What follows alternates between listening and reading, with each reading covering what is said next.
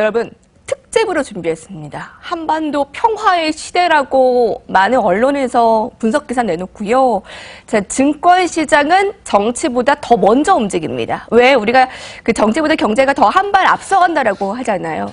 선도주를 우리가 먼저 체크를 하고요. 남북 경협주의 옥석 가리기도 같이 합니다. 신한금융투자본사 영업부 곽상준 부지점장님께서 오늘 바쁘셔 가지고 나오셨습니다. 시장님 안녕하세요. 네, 안녕하십니까. 네, 남북 정상회담 그 기대감이 고조됐던 때부터 다행히 그 외국인이 좀 돌아오고 있다? 네. 바이코리아를 하고 있다? 이거 의미 있나요? 조금 더 사야지 의미가 있습니다. 네. 아직까지보다는 좀 구조적으로 시장을 움직일 만한 정도의 큰 물량, 그러니까 소위 하루에 한 3천억 이상의 순매수가 계속 들어온다면 의미 있다 이렇게 볼 수 있겠고, 그건 언제쯤 북미 정상회담이 확실히 개최될 거다라고 여겨지는 그때부터 외국인들의 분위기들이 도를 것이고, 그때부터 대형주들이 갈 겁니다. 지금은 대형주들이 가기에는 외국인들 투자자들이 조금 더 관찰하고 있는 상황이고요. 지금은 그러니까 소위 말하는 테마주, 중소형주들이 가는 것이다 이렇게 볼 수 있는데, 이 시장 전체의 심리에 대한 이해가 있어야 이 대북 관련주들에 대한 남북 경합주들에 대한 상승의 이해가 되는데요. 그 부분을 잠깐 말씀드릴까요? 네네. 네. 사람은 말이죠. 꿈을 꾸면 그 꿈을 이루고자 하는 욕망들이 있죠. 그러니까 욕망을 어떤 식으로든지 해소하고 싶은 욕망이 있습니다. 그러니까 예를 들자면 여행을 하고 싶다. 근데 여행을 못 해요. 일이 너무 바빠서. 그럼 어떻게 되죠? 여행 가는 영화를 본다든가 책을 본다든가 하면서 욕망을 해소합니다. 자, 이제 일반인들이 사실은 저는 이거 작년부터 계속 얘기를 했던 부분인데, 네. 그리고 이 방송 나와서 제일 많이 비중으로 얘기했던 게 남북 관련 얘기를 많이 했었는데, 그때는 조금밖에 안 올랐었어요. 그쵸?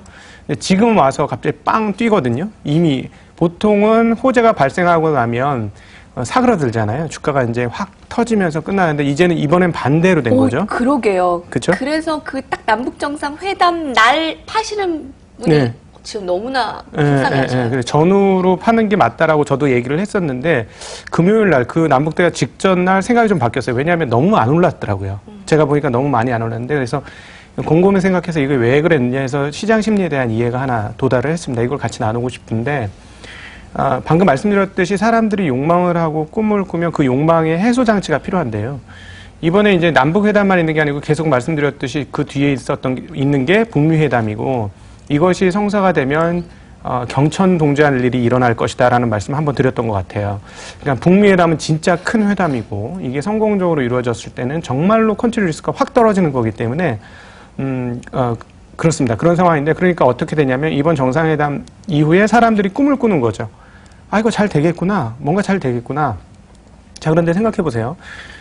남북한에 잘 되어서 뭔가 투자자들 입장에서 이 건을 통해서 뭔가 이익을 얻고 싶은데 도대체 뭘로 얻을 수 있을까요?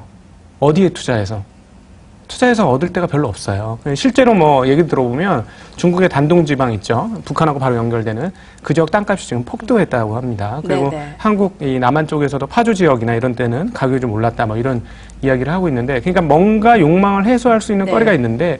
거리가 필요한데 주식시장이 가장 유효한 수단인 거예요. 뭐 다른 수단은 별로 없는 거죠. 그러니까 그 욕망이 지금 주식시장에 몰려들고 있는 겁니다. 네네. 그래서 강하게 올라가는 것이고요. 그러니까 일단 지금은 이성적인 상황은 분명히 아니에요. 근데 이제 북미 회담이 거치고 나면 제가 경청 동지할 일이 얘기를 했는데, 나라를 새로 셋업해야 되는 거라서 그때는 좀 폭이 넓어지면서 그 5개 규모가 옥석을 가려야 되는데 5개 규모가 좀 커질 수 있습니다. 네. 그 상황으로만 봤을 때 거의 주도주가 바뀌는 것이냐라는 질문을 할 정도로 첨단 산업이었던 IT나 바이오가 최근에 영 신통치 못한 반면에 뭐 건설, 비금속 광물, 시멘트, 왜 그러냐면 주도주의 변화라고도 볼 수 있나요? 그 정도까지 판단? 아니, 그건 왜 그러냐면 지금 돈이 없어서 그래요, 시장에.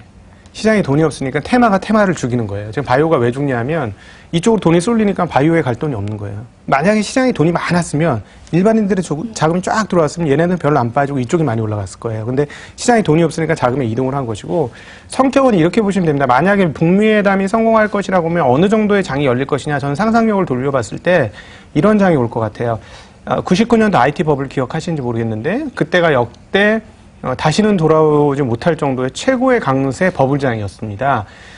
그때가 한 번 있었고, 또 한 번 장이 언제 있었냐면 2012년 내외에 중국 제조업이 화랑을 하면서 차화정 장세가 펼쳐졌죠. 다 죽었다고 생각했던 철강, 그리고 조선, 기계 이런 업종들이 올랐었거든요. 근데 저는 이번에 만약에 북한이 정말로 열려서 북미회담이 잘 성사가 된다면 IT 버블장 플러스 차화정 장세에 결합된 그런 장세, 즉 전혀 버려졌던 주식이 슈팅하는 네. 그러면서 배수는 IT 버블에 버금가는 그런 배수가 나오는 그런 장이 펼쳐질 수도 있다. 그 정도의 상상력 갖고 있으셔야 될 것 같아요. 분명 이 가운데에서도 거품이 낀 종목들이 있을 테고 쭉 갈 수 있는 성장 산업이 있을 겁니다. 그래서 단도직입적으로 이 거품 끼지 않는 정말 제대로 된 성장 산업 업종 종목군들을 말씀해 주신다면요.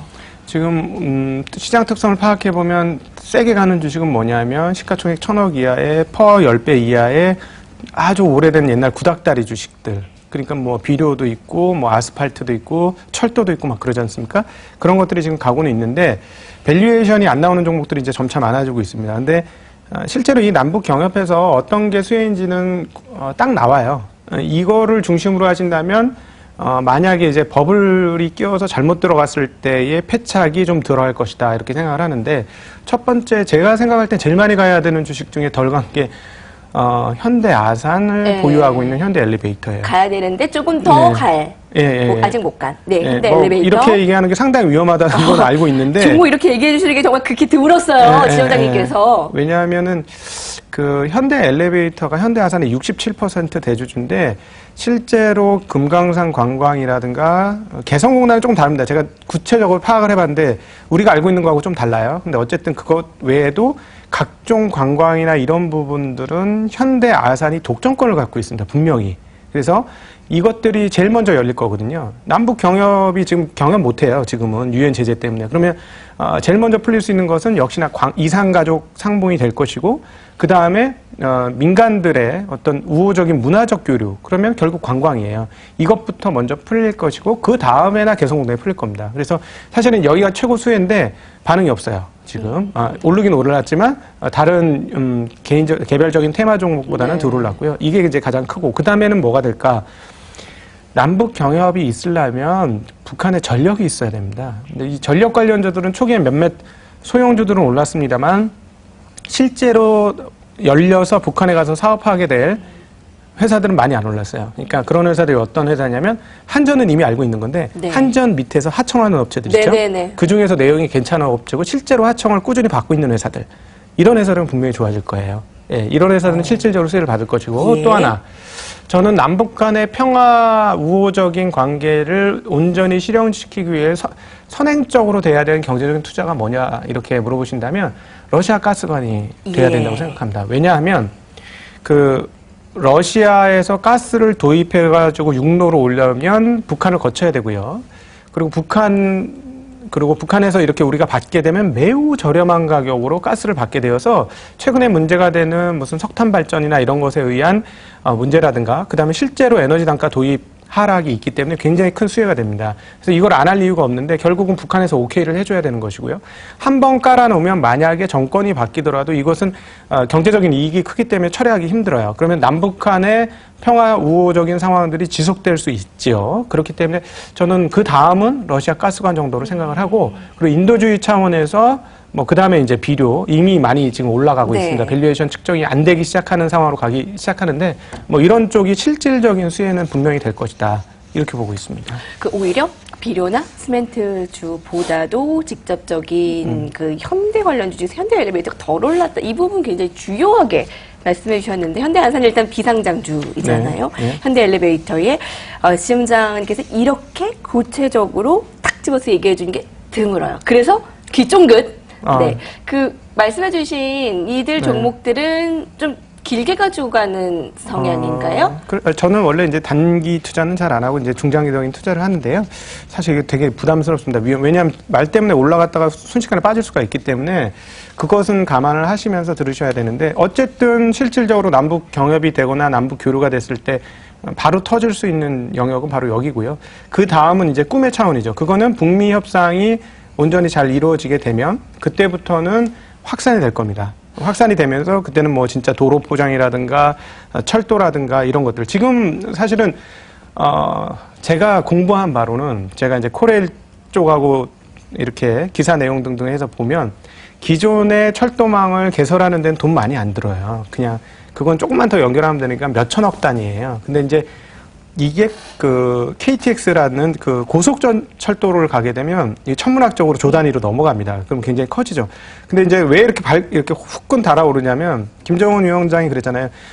개마공원 가고 싶다니까 너무 불비하고 이번에 보니까 평창 가는데 좋더라고. 이런 얘기를 한 것 때문에 확 달아오른 건데 거기까지 가려면 시간은 좀 더 실제로 많이 걸릴 겁니다. 네. 남북 경협도 사고 싶어도 여러분 차트 보면 무서워서 못 사시는 분들 굉장히 많으실 거예요. 그런 여러분들을 위해 오늘 굉장히 좋은 시간 되실 거라고 생각하고요.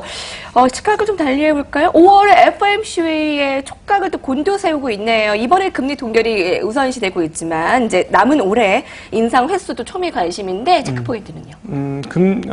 기존에 보여줬던 기조대로 갈 거라고 봅니다. 그러니까 연간 3회 정도 인상이고 소폭 더 심리는 한 3.5회 정도 수준으로 갈 수는 있는데 4회까지는 조금 힘들 건데 그것들을 확인해 줄 것인지 여부가 제일 중요하고요. 지금 저희들이 사실 지금 남의 나라는 아예 쳐다도 안 보고 있는 상황인데 시간이 지날수록 이게 가까이 오면 느낌이 확 올 겁니다. 그래서 그거 대안으로 준비를 하셔야 되는 거고요. 근데 이제 대북 관련주들의 랠리가 아직 길지 않았기 때문에 보통 한 2달 정도가 보통 테마주들이 가니까 그거는 감안하시되 급등한 것에 대해서는 서서히 많이 오른 주식에서 덜 오른 주식으로 이동하는 것들을 한번 고민해 보시고 물론 거래량과 시가총액까지 다 감안한 매매를 하셔야 될 것 같고요. 어쨌든 FOMC가 다가오면 전 세계 시장은 부담을 갖게 될 겁니다. 그래서 그 부분에 대해서는 보셔야 되겠고 그러나 5월 중순쯤이 되면 북미회담이 가시권에 있어요. 네, 네. 그래서 앞서 모두에 말씀드렸던 대로 외국인들이 들어오면 대형주로 들어올 거예요. 그때는 대형 장세가 올 수 있으니까 미국의 FOMC 부담감을 외국인 투자가 이렇게 완화시키거나 하는 그런 흐름들이 가능할 수 있다는 것은 열어두셔야 될 것 같습니다. 2,500포인트 아마 안착 테스트가 될 것 같죠? 이번 주에 그래서 그 전략들 세워주시면서 오늘 정말 난리가 났잖아요. 삼성 바이오로직스 때문에 개인 투자자분들이 정말 놀란 가슴을 지체하실 수 없었을 텐데 그걸 보고 또 생각하신 바도 있을 것 같고요. 네. 마지막으로 전략들까지 세워주시면요. 지금 자산운용사들이 코스닥 벤처펀드 하고 나서 지금 코스닥 지수가 폭락했거든요. 바이오 주식들 폭락과 더불어. 기대를 굉장히 많이 했는데 오히려 거꾸로 갔죠. 근데 자산운용사나 기관 투자자들 입장에서는 이런 대북 관련 시가총액 1,000억도 안 하고 1,000억 내외 하는 이런 주식들 사기 매우 어렵습니다. 아주 소액을 사지 않는 한 매우 어렵기 때문에 그건 사모펀드조차도 마찬가지라고 생각해요. 그러면 무슨 말이 나오냐면 4월달 중순 이후 소위 말해서 대북 테마가 본격화된 지난주부터는 사모펀드의 수익률이 지금 곤두박질 치고 있을 겁니다. 그리고 자산운용사들의 수익률이 곤두박질 치는데 그중에 상당 부분은 그나마 괜찮다고 하는 바이오를 가지고 있는 운용사들이 꽤 많을 거예요. 그러면 이 운용사들이 수급적으로 일정 수준 이 하락이 마감된 다음에 뒤집기 위한 그런 승부수를 날릴 가능성이 좀 있습니다. 그래서 그런 측면으로 보면 바이오 주식들이 지금 급락을 했지만 반대로 짧은 시간 안에 상당히 5월 말로 가면 네네. 수익률을 회복하는 흐름들이 있을 수 있으니 예. 그것은 염두에 두시면서 네. 가시는 게 좋겠고 예, 언제든지 항상 쏠리면 조심하시는 게 필요하다. 그리고 시장은 전반적으로 북미 회담이 만약에 성공이 될 것이다라고 가시권으로 온다면 그때는 조금 배포 있게 한국 주식시장에 투자를 하셔야 되고 지금 방송을 보시거나 이런 분들은 좀 한마디 드리고 싶은 건 뭐냐면 지금 네. 개인들 안 들어왔어요. 그래서 지금 하시는 분들은 굉장히 좀 앞서신 분들이니까 시장을 너무 많이 분석하시지 않으셔도 됩니다. 일반 자금이 들어오면 시장은 무섭게 움직여요. 아직 일반 자금은 안 들어왔으니까 그건 아마 제 생각에는 북미회담 이후에 한번 생각해 볼 수 있지 않을까 싶습니다. 예, 감사합니다. 신한금융투자본소 영업부 곽상준 부지점장께서 함께해 주셨습니다. 감사합니다. 네, 고맙습니다.